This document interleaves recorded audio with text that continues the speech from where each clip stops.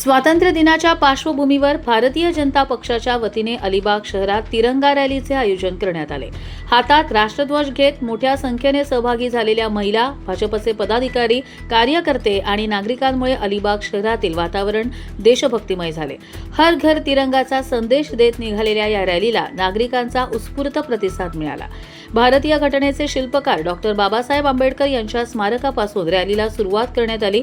विविध रंगांच्या पारंपरिक साड्यांमध्ये सहभागी झालेल्या महिलांनी हातात तिरंगा घेतल्याने रॅलीचे विशेष आकर्षण वाढले। अनेक महिलांनी उत्साहाने घोषणाबाजी करत राष्ट्रध्वज फडकावला, त्यामुळे संपूर्ण परिसरात देशभक्तीचा उत्साह पाहायला मिळाला।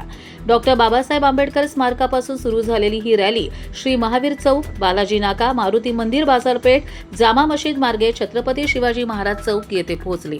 शहरातील प्रमुख मार्गांवरून रॅली पुढे जात असताना नागरिकांनीही तिरंगा रॅलीचे स्वागत केले।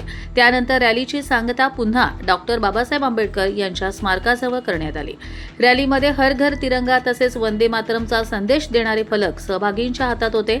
राष्ट्रध्वजाचा सन्मान, देशप्रेम आणि राष्ट्रीय एकात्मतेचा संदेश नागरिकांपर्यंत पोहोचवण्याचा प्रयत्न या रॅलीच्या माध्यमातून करण्यात आला। विशेषतः महिलांची मोठ्या संख्येने उपस्थिती लक्षवेधी ठरली। स्वातंत्र्य दिनाच्या पार्श्वभूमीवर शहरातील वातावरणात राष्ट्रभक्तीची भावना निर्माण करण्यासाठी या रॅलीचे आयोजन करण्यात आले होते।